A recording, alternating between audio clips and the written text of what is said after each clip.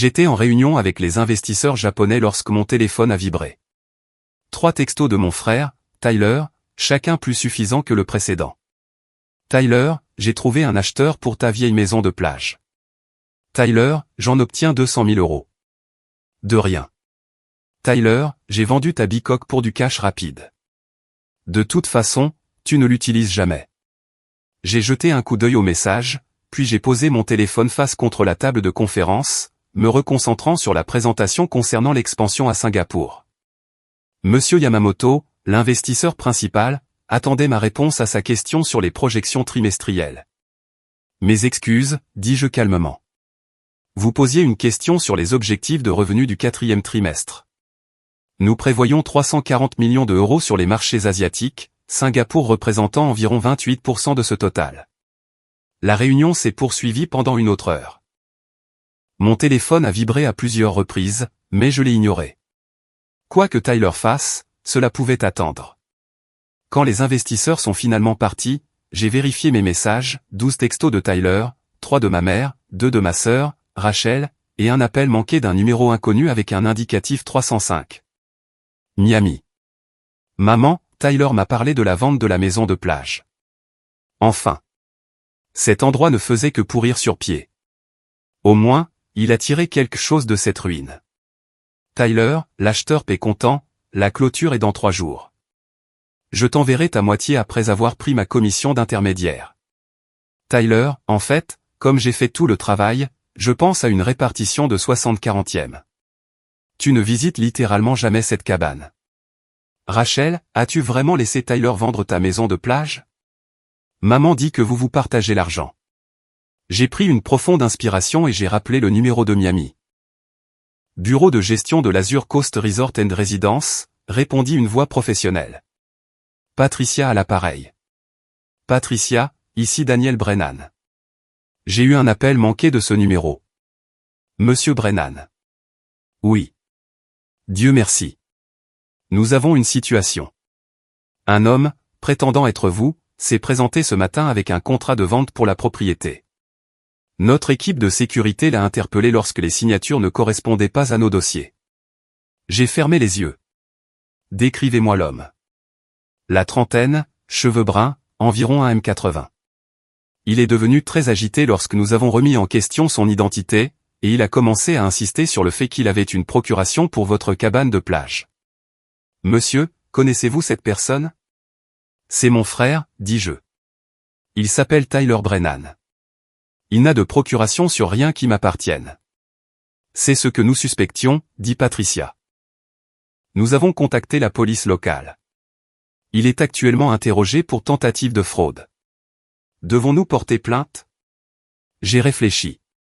Laissez-moi vous rappeler dans 10 minutes.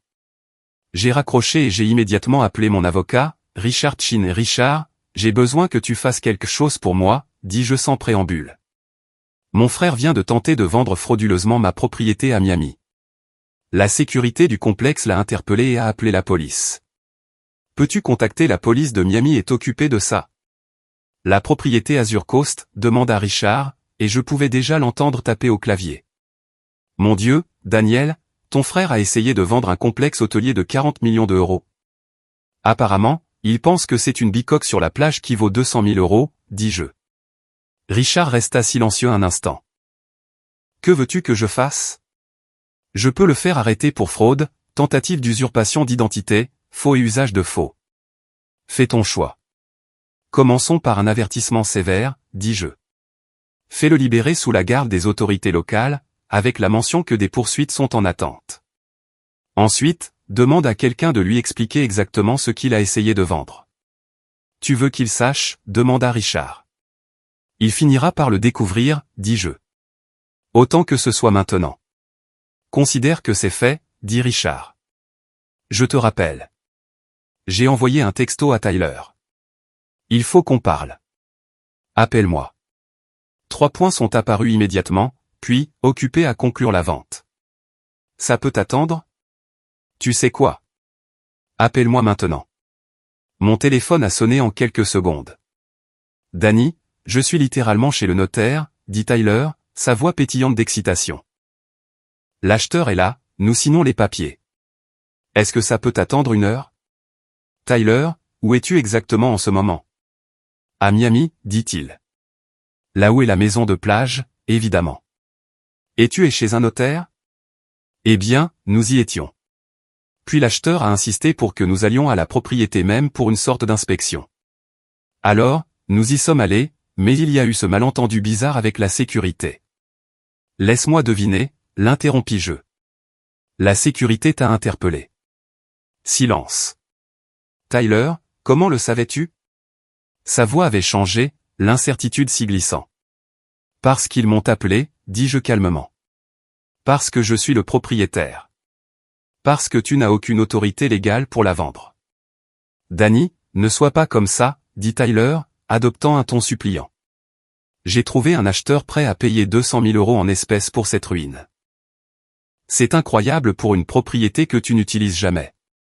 Nous devrions tous les deux fêter ça. Tyler, décris-moi la propriété. À quoi ressemble-t-elle? C'est une maison de plage, dit-il avec impatience. Vieille, délabrée.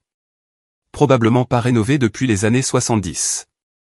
Honnêtement, je suis surpris que quelqu'un ait voulu l'acheter. L'acheteur doit prévoir de la démolir pour reconstruire. Où se trouve cette maison de plage? Précisément? Sur la plage à Miami. Danny, c'est quoi cet interrogatoire? L'adresse, Tyler? Quelle est l'adresse? J'ai entendu un bruissement de papier. 2750 Ocean Boulevard. Écoute, la sécurité s'approche avec une femme en tailleur. Je dois y aller. Tyler, écoute-moi très attentivement, dis-je. Ne signe rien. Ne dis rien. Attends mon avocat. Il s'appelle Richard Chin, et il sera là dans l'heure. Ton avocat? Danny, tu es complètement fou. La ligne a été coupée. Je me suis adossé à ma chaise et j'ai attendu. 30 minutes plus tard, Richard a rappelé. Je suis sur la propriété maintenant. Ton frère est. Eh bien, il est sous le choc. Tu lui as dit? Je lui ai montré, dit Richard. Je lui ai fait visiter tout le complexe, les 42 unités de luxe, les piscines à débordement, le spa, le restaurant 5 étoiles, la marina privée. L'expression sur son visage quand il a réalisé ce qu'il avait tenté de vendre était inestimable. Et l'acheteur? Ce n'était pas un acheteur, dit Richard. C'était un escroc immobilier qui prévoyait probablement de falsifier des documents et de vendre un faux titre de propriété. Ton frère était sur le point de se faire arrêter et arnaquer en même temps. La police de Miami s'occupe de cet individu maintenant. Et Tyler? Il est assis dans le bureau du directeur du complexe, et il a l'air d'avoir envie de vomir, dit Richard. Patricia a été très professionnelle, mais je crois qu'elle apprécie le spectacle. Que veux-tu que je fasse de lui? Passe-le-moi au téléphone. Il y eut une pause, des voix étouffées, puis la voix de Tyler, à peine plus qu'un murmure. Danny? Tyler. Ce n'est pas une bicoque. Non, acquiesçai-je. C'est un complexe hôtelier. Un complexe de luxe. Azure Coast Resort and Residence, confirmai-je. 42 unités résidentielles, des équipements complets, un classement 5 étoiles, un taux d'occupation de 98% toute l'année. Le directeur de la propriété a dit que ça valait 40 millions d'euros. L'évaluation actuelle du marché est de 43,7 millions, en fait, dis-je. Bien que cela fluctue en fonction du marché du luxe à Miami. Tu possèdes un complexe de 43 millions d'euros. Sa voix se cassa. Je possède plusieurs propriétés, dis-je. Mais oui, Azure Coast est l'une d'entre elles. Comment? Pourquoi n'as-tu rien dit à personne? Vous n'avez jamais demandé, dis-je simplement. Vous avez juste supposé que c'était une bicoque sans valeur, parce que ça correspondait à votre récit. Mon récit? Le récit où je suis le frère qui n'a pas réussi, dis-je. Celui qui a fait des choix différents des vôtres. Celui qui n'a pas suivi le plan familial. Ce n'est pas commença-t-il, puis s'arrêta. D'accord, c'est peut-être juste. Tyler, qu'est-ce qui t'a fait penser que tu pouvais vendre ma propriété? J'ai trouvé l'acte de propriété dans le box de stockage de maman, admis-il. D'il y a des années, quand tu faisais suivre ton courrier là-bas. Il était juste écrit propriété résidentielle avec l'adresse. J'ai cherché sur Google et j'ai trouvé de vieilles photos d'il y a environ 20 ans, quand ce n'était qu'une seule maison. J'ai pensé que tu l'avais achetée comme investissement et que tu l'avais oubliée. Alors, tu as décidé de la vendre sans me demander. Je pensais aider, protesta Tyler. Tu ne parles jamais de tes finances. Tu conduis une voiture normale. Tu vis dans un appartement ordinaire. Je pensais que tu avais des difficultés et que tu étais trop fier pour l'admettre. J'ai pensé que si je vendais la maison et que je te donnais l'argent, ça t'aiderait. C'est remarquablement présomptueux, dis-je. Je sais, dit-il misérablement. Danny, je suis tellement désolé. J'ai failli commettre une fraude. Presque. Mon Dieu, j'aurais pu aller en prison. Oui, acquiesçai-je. Tu aurais pu. Vas-tu porter plainte? Je restai silencieux un instant. Richard, est-ce que la police insiste pour porter plainte? Ils sont prêts à laisser tomber l'affaire en tant que malentendu familial si vous ne portez pas plainte. La voix de Richard sortit du haut-parleur. Bien qu'ils aient très clairement expliqué à Tyler la gravité de la situation. Alors pas de plainte, dis-je. Mais Tyler, nous devons avoir une conversation sur les limites. Absolument, dit rapidement Tyler. Tout ce que tu veux, Danny. Je suis tellement désolé. Reste à Miami ce soir, dis-je. Je prendrai l'avion demain et nous pourrons parler en personne. Richard t'arrangera un hôtel. Je ne peux pas me payer un hôtel à Miami, dit doucement Tyler. J'ai utilisé mes cartes de crédit pour le vol jusqu'ici. Richard s'en occupera, répétai-je. Le cabinet couvrira les frais. Après avoir raccroché, je suis resté assis, regardant la ligne d'horizon de New York par la fenêtre de mon bureau. Mon téléphone a de nouveau vibré. Ma mère. Maman, Tyler dit que tu es en colère à propos de la vente de la maison. Chérie, il essayait juste d'aider. Tu ne devrais pas lui en vouloir d'essayer de te trouver de l'argent. Je n'ai pas répondu. Maman, il dit aussi qu'il y a eu un malentendu sur la valeur de la propriété. Il avait l'air très confus. Peux-tu m'appeler? Je l'ai appelé. Daniel, enfin, dit-elle. Tyler m'a appelé en panique, parlant d'un complexe hôtelier, de la police, et je ne comprends pas ce qui se passe. Tyler a essayé de vendre ma propriété de Miami sans ma permission, dis-je, en utilisant de faux documents. Il a été interpellé par la sécurité du complexe et interrogé par la police. La sécurité du complexe, répéta ma mère. La maison de plage a une sécurité? La maison de plage est un complexe de luxe de 42 unités d'une valeur d'environ 43 millions d'euros, dis-je. Oui, elle a une sécurité. Silence. Maman, as-tu dit 43 millions d'euros? Évaluation actuelle du marché, oui. Pour la maison de plage? Celle que tu as achetée il y a 10 ans pour quoi? 400 000 euros. J'ai acheté la propriété d'origine pour 380 000 euros, confirmai-je. Puis je l'ai démolie et j'ai construit un complexe de luxe. J'ai dépensé environ 12 millions en développement. Elle vaut maintenant 43 millions. Plus de silence. Tu as construit un complexe hôtelier? La voix de ma mère était faible. Quand? Comment? Au cours des 10 dernières années, dis-je. Il a fallu environ 3 ans pour construire, puis 7 ans d'exploitation pour atteindre la valeur actuelle. Et tu n'as jamais mentionné ça? Je l'ai mentionné plusieurs fois, dis-je. À Thanksgiving en 2015, je vous ai dit que je développais une propriété à Miami. Tu as dit que ça avait l'air sympa et tu as changé de sujet pour parler de la promotion de Tyler. À Noël en 2017, je vous ai tous invités à l'inauguration. Tout le monde était trop occupé. À Pâques en 2019, j'ai mentionné que le complexe avait obtenu un classement 5 étoiles. Papa m'a demandé si je jouais toujours à l'immobilier et m'a suggéré de trouver un emploi stable. Je ne me souviens de rien de tout ça, dit ma mère faiblement. Vous n'écoutiez pas, dis-je simplement. Vous ne l'avez jamais fait. Ce n'est pas juste, Daniel. Vraiment, demandai-je. Maman, Tyler a littéralement essayé de vendre un complexe de 43 millions d'euros pour 200 000 euros parce qu'il a supposé qu'il ne valait rien. Il a supposé cela parce que vous avez tous décidé il y a des années que je ne suis pas quelqu'un qui a réussi. Rien de ce que j'ai dit ou fait n'a changé cette perception. Tu vis dans un petit appartement, protesta TL. Tu conduis une Honda. Tu n'agis pas comme quelqu'un qui possède un complexe hôtelier. L'appartement fait 280 mètres carrés à Tribeca, dis-je. Il vaut 8 millions d'euros. Je reste discret parce que je préfère la vie privée, mais vous n'avez jamais posé de questions sur ma situation réelle. Vous avez juste supposé. Je pouvais l'entendre respirer à l'autre bout du fil. Combien de propriétés possèdes-tu? Demanda-t-elle finalement. 7, dis-je. Le complexe de Miami, un hôtel à Charleston, une propriété de charme à Savannah, 3 immeubles résidentiels à Brooklyn, et mon appartement de Tribeca. La valeur totale du portefeuille est d'environ 127 millions d'euros. 127 millions d'euros, répéta-t-elle, abasourdie. Plus ou moins, dis-je. Le marché fluctue. Et tu ne nous l'as jamais dit? J'ai essayé de vous le dire, dis-je. Vous n'étiez pas intéressé.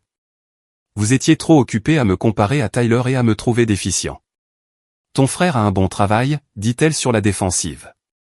Il est directeur marketing et gagne 140 000 euros par an, ai-je terminé. Je sais. C'est un poste respectable. Tant mieux pour lui. Et toi? Mes propriétés génèrent environ 14 millions d'euros de revenus nets annuels, dis-je, après dépenses, gestion immobilière et impôts. Le téléphone était très silencieux. Maman, j'ai besoin de m'asseoir, dit-elle. Je suis assise. J'ai besoin de m'allonger. Ça va? Mon fils possède 127 millions d'euros de biens immobiliers et génère 14 millions d'euros de revenus par an, et j'ai eu pitié de lui, dit-elle, la voix s'élevant légèrement. Ton père et moi nous sommes inquiétés pour toi pendant des années. Nous pensions que tu joignais à peine les deux bouts. Pourquoi penseriez-vous cela? Parce que tu ne dépenses jamais d'argent, dit-elle. Tu ne prends pas de vacances. Tu n'achètes pas de belles choses. Tu vis simplement. Je prends beaucoup de vacances, l'interrompis-je. Je ne les publie simplement pas sur les réseaux sociaux.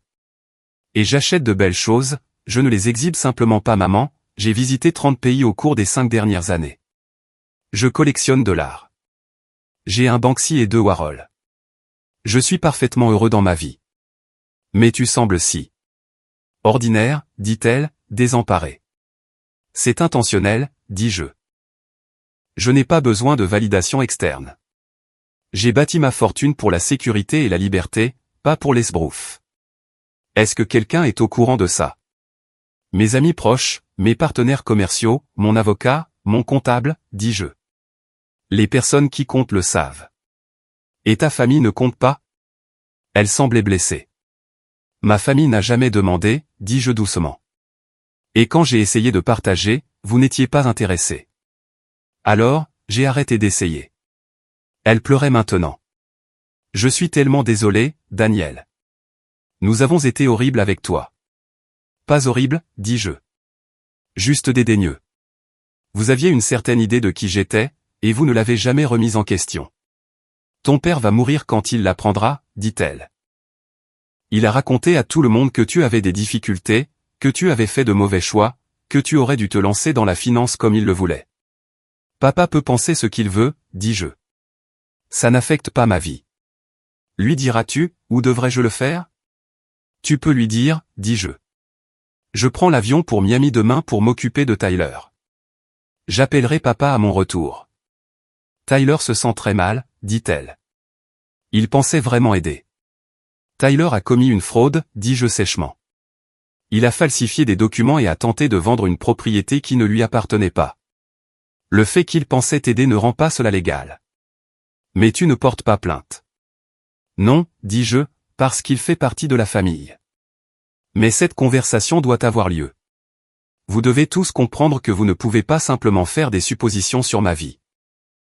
Nous comprenons maintenant, dit-elle. Vraiment, demandai-je. Ou comprenez-vous simplement que je suis riche? Parce que ce sont deux choses différentes. Elle n'eut pas de réponse à cela. J'ai raccroché et j'ai réservé un vol pour Miami pour le lendemain matin. Ce soir-là, ma sœur, Rachel, a appelé. Maman m'a tout dit, dit-elle immédiatement. À propos du complexe, de tout. Danny, je suis en train de paniquer. Pourquoi paniques-tu? Parce que je te donnais de l'argent, cria-t-elle presque. Depuis 2 ans, tous les quelques mois, je t'envoie 500 ou 1000 euros parce que je pensais que tu avais des difficultés. J'ai fermé les yeux. Je m'étais demandé d'où venaient ces virements Venmo. Rachel. Tu vaux plus de 100 millions d'euros et je t'envoyais de l'argent pour les courses. Je ne t'ai jamais demandé de faire ça, ai-je souligné gentiment. Tu ne m'as jamais dit d'arrêter, a-t-elle rétorqué. Mon Dieu, tu as dû penser que j'étais si condescendante. Tiens, un peu d'argent, pauvre frère Danny qui n'arrive pas à joindre les deux bouts. Je pensais que tu étais gentille, dis-je honnêtement. J'appréciais le geste, même si je n'en avais pas besoin. Pourquoi ne m'as-tu pas dit d'arrêter? Parce que ça te faisait du bien d'aider, dis-je. Et ça ne me faisait pas de mal d'accepter. Que allais-je faire? Te dire que je gagne plus en un mois que toi en un an? Ça semblait cruel. Je gagne 85 000 euros par an en tant qu'enseignante, dit-elle. Tu gagnes 14 millions. Danny, le calcul est insensé. Ton travail est plus important que le mien, dis-je. Tu façonnes de jeunes esprits. Moi, je ne fais que percevoir des loyers. Tu as construit un complexe de luxe à partir de rien, a-t-elle corrigé. Tu as créé des emplois, fourni un service, construit quelque chose de beau. Ne minimise pas cela. Merci, Rach. Je viens à Miami, a-t-elle annoncé. Je prends un jour de congé, et je viens avec toi demain. Quelqu'un doit être là pour la conversation avec Tyler, et ce devrait être quelqu'un qui n'est pas en colère. Je ne suis pas en colère, dis-je. Tu es déçu. Ce qui est pire, dit-elle. Tyler a failli aller en prison, Danny. Il est probablement traumatisé. Laisse-moi venir. D'accord, dis-je. Mais tu prends un vol commercial. Moi, je prends le jet. Silence. Tu as un jet? En propriété fractionnée, dis-je. Je possède 25% d'incitation X. C'est plus rentable que la première classe quand on voyage autant que moi. Bien sûr que tu as un jet, dit-elle faiblement. Pourquoi n'aurais-tu pas de jet? Y a-t-il autre chose que je devrais savoir? Possèdes-tu une île? Un yacht? Une équipe sportive professionnelle? Pas d'île, pas de yacht, pas d'équipe sportive, dis-je. Juste de l'immobilier. Juste de l'immobilier, répéta-t-elle. Juste 127 millions d'euros de biens immobiliers. 127 millions, c'est la valeur actuelle, dis-je. J'ai environ 34 millions d'euros de dettes hypothécaires sur l'ensemble des propriétés. Donc, ma valeur nette est plus proche de 93 millions. Oh, seulement 93 millions, dit-elle. Ça rend les choses tellement plus accessibles. Je n'ai pas pu m'empêcher de rire. Je t'enverrai les détails du vol par texto, dis-je. Nous partons à 8 heures. J'y serai, promit-elle. Danny, je suis vraiment désolé que nous ne t'ayons pas vu. Le vrai toi. Ce n'est pas grave, Rach. Si, ça l'est, dit-elle. Mais je vais faire mieux. Nous tous. Le lendemain matin, Rachel m'a rejoint à l'aéroport de Teterboro. Elle a fixé le citation X pendant une bonne minute avant de parler. C'est ton avion? 25% mon avion, ai-je corrigé. Il y a tes initiales sur la queue. Le groupe de propriétaires a voté pour l'immatriculation, dis-je. Allez, on est autorisé à décoller. Le vol pour Miami a duré 2h30. Rachel a passé la plupart du temps à me poser des questions sur mes propriétés, ma stratégie commerciale, ma vie. En posant de vraies questions, et en écoutant vraiment. C'était agréable. Nous avons atterri à l'aéroport exécutif de Miami et avons pris un VTC pour Azure Coast. La mâchoire de Rachel est tombée lorsque nous sommes arrivés devant la propriété. C'est à toi, dit-elle, en regardant les tours blanches étincelantes, la plage immaculée, les jardins impeccables. C'est toi qui as construit ça? Techniquement, j'ai engagé des architectes et des entrepreneurs pour le construire, dis-je. Mais oui, c'est mon projet. Patricia, la directrice du complexe, nous a accueillis dans le hall. Monsieur Brennan, bienvenue. Votre frère est dans le centre d'affaires. Il a été calme. Merci, Patricia. Voici ma sœur, Rachel. Enchantée de vous rencontrer, dit chaleureusement Patricia. Souhaitez-vous une visite de la propriété avant de rencontrer votre frère? Rachel m'a regardé d'un air suppliant. Bien sûr, dis-je en souriant. Faisons la visite. Patricia nous a tout montré, les unités résidentielles avec leurs baies vitrées et leurs balcons privés, les piscines à débordement surplombant l'océan, le spa qui avait remporté des prix de Travel Plus Leisure, le restaurant dirigé par un chef nominé au James Beard, et la marina privée où les résidents gardaient leur yacht. Rachel est restée silencieuse tout le long, absorbant tout simplement. Finalement, Patricia nous a conduits au centre d'affaires. Tyler était assis à un bureau, fixant un écran d'ordinateur portable. Il avait l'air de ne pas avoir dormi. « Tyler » dis-je. Il a sursauté. « Danny. »« Attends, je ne savais pas que tu venais, Rach. »« Soutien moral » dit Rachel en le serrant dans ses bras. « Pour vous deux. » Nous nous sommes assis dans la petite salle de conférence. Tyler n'arrivait pas à me regarder dans les yeux. « J'ai fait des recherches, dit-il doucement, toute la nuit. Sur cet endroit, sur tes autres propriétés, Danny. Tu es l'un des promoteurs immobiliers les plus prospères du Sud-Est. Je me débrouille, dis-je. Tu te débrouilles bien mieux que ça, dit Tyler.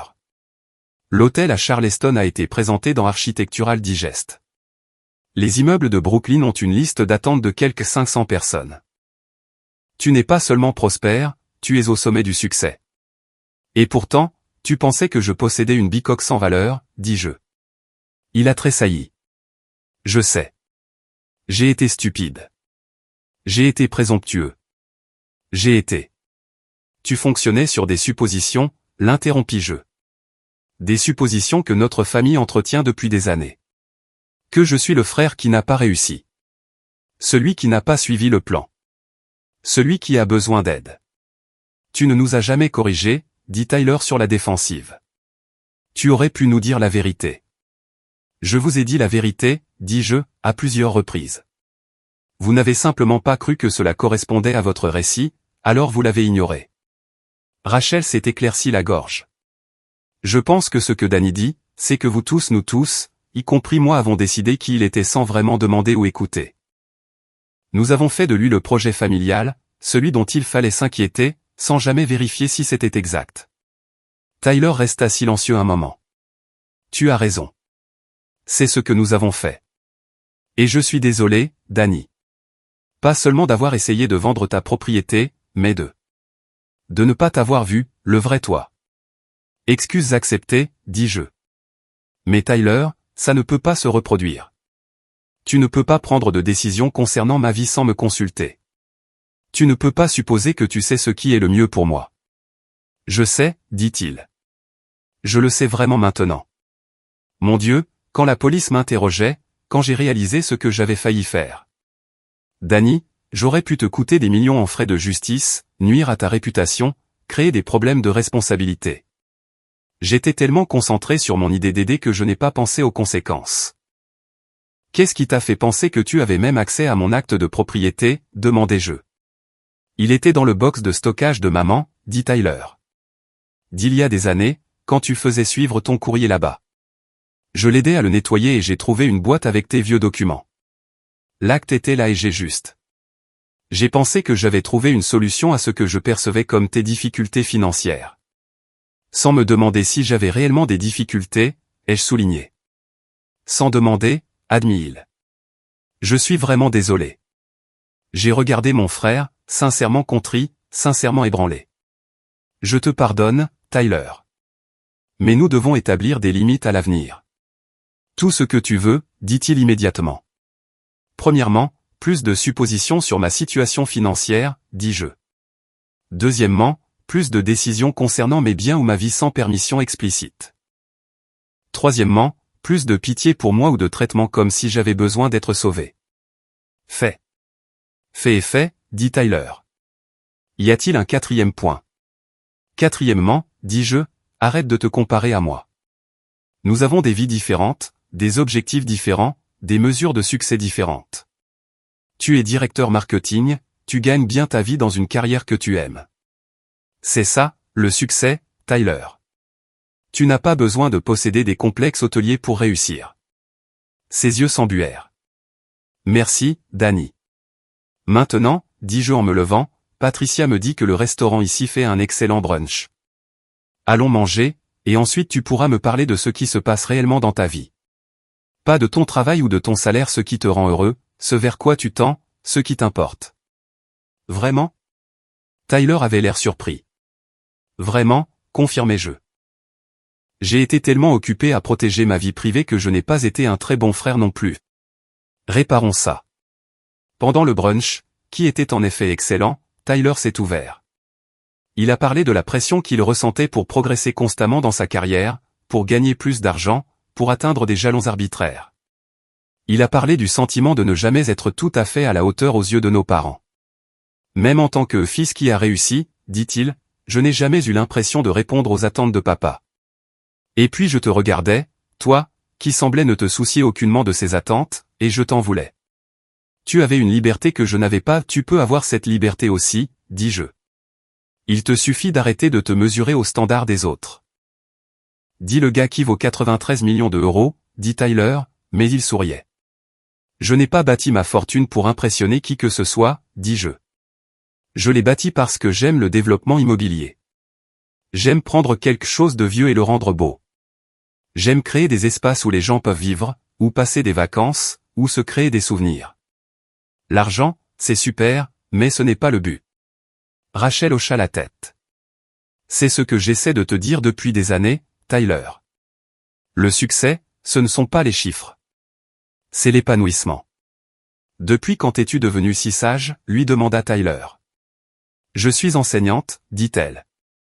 Je vois ce qui compte vraiment pour les gens. Et ce n'est jamais l'argent. Ce sont les relations, les expériences, le sentiment que votre vie a un sens.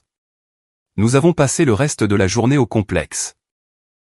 Je leur ai montré les unités actuellement vacantes, leur ai expliqué ma philosophie de gestion, et les ai présentées au personnel.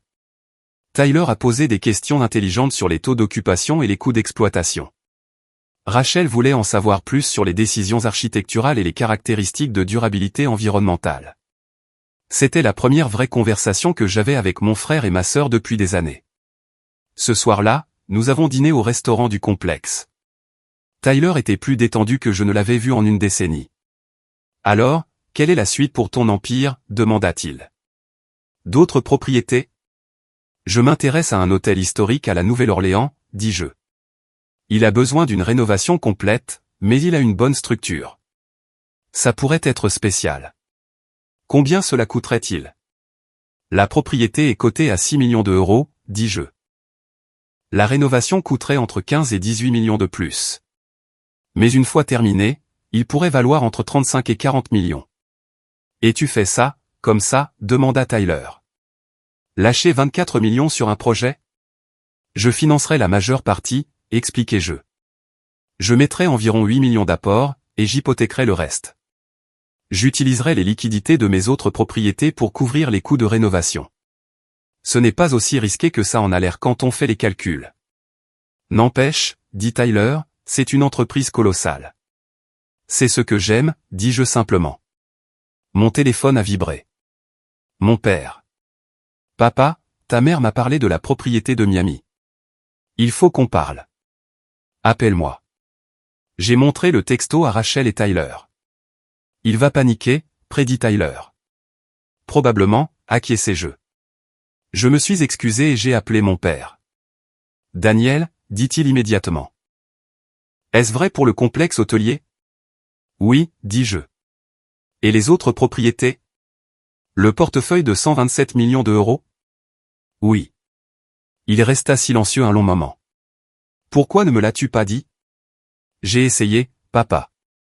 Plusieurs fois au fil des ans. Tu n'étais pas intéressé. Ce n'est pas, commença-t-il, puis s'arrêta. Peut-être que c'est juste. Je pensais que tu perdais ton temps avec de petites transactions immobilières. Je ne pensais pas que ça mènerait à quoi que ce soit. Ça a mené à 93 millions d'euros de valeur nette, dis-je. Je veux les voir, dit-il. Les propriétés. Toutes. Me les montreras-tu? Pourquoi, demandai-je.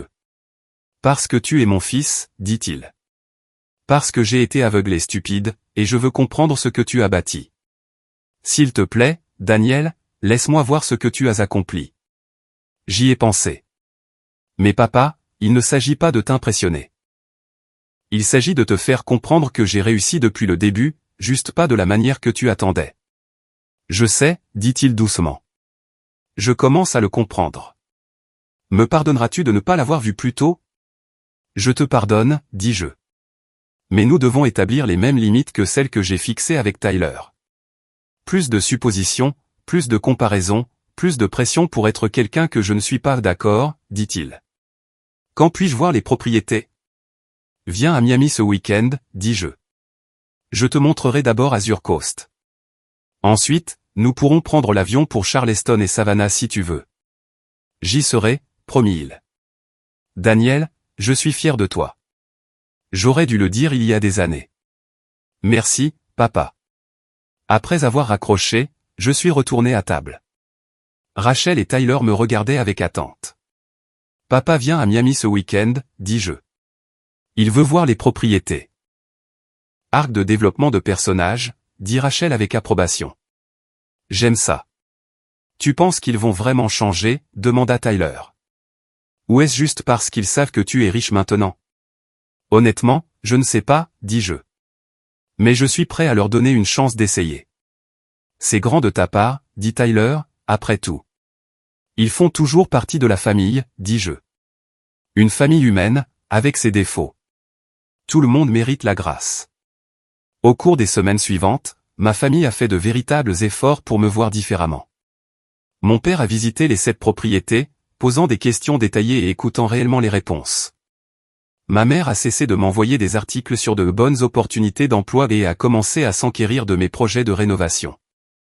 Tyler s'est excusé au moins une douzaine de fois de plus et a commencé à me consulter avant d'agir sur la base de suppositions. Rachel et moi déjeunions ensemble chaque semaine, construisant la relation fraternelle que nous n'avions jamais vraiment eue. Ils m'ont tous demandé pourquoi je vivais si modestement malgré ma richesse. J'ai expliqué que je ne voyais pas l'intérêt des démonstrations ostentatoires. J'avais tout ce dont j'avais besoin, de belles propriétés que j'avais bâties moi-même, la liberté de travailler sur des projets que j'aimais, une sécurité financière à vie, et des relations de plus en plus saines avec ma famille. L'affaire de l'hôtel de la Nouvelle-Orléans s'est conclue en décembre. J'ai acheté la propriété, commencé les rénovations, et invité ma famille à la pose de la première pierre. Ils sont tous venus. Debout dans le hall éventré de ce qui allait devenir un magnifique hôtel de charme, entouré de ma famille, qui me voyait enfin pour qui j'étais vraiment, je me sentais sincèrement comblé. Tyler se tenait à côté de moi, regardant les plans architecturaux.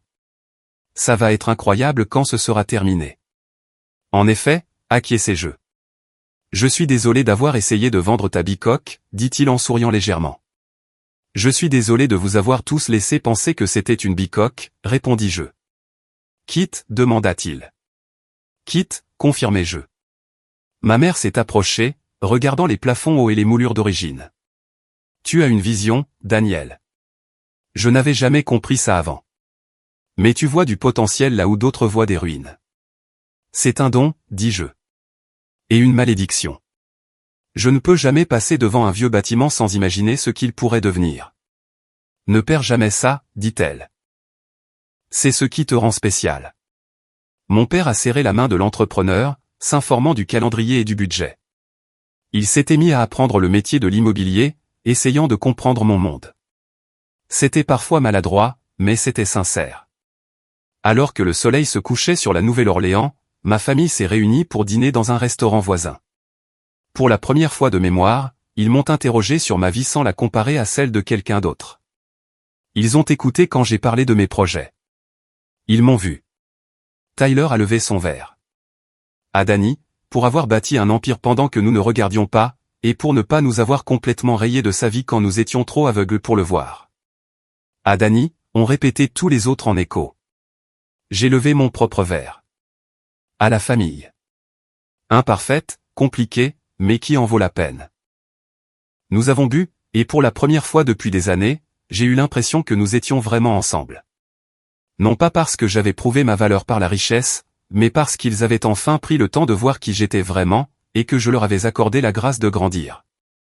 Parfois, c'est tout ce qu'une famille peut vraiment demander l'une de l'autre.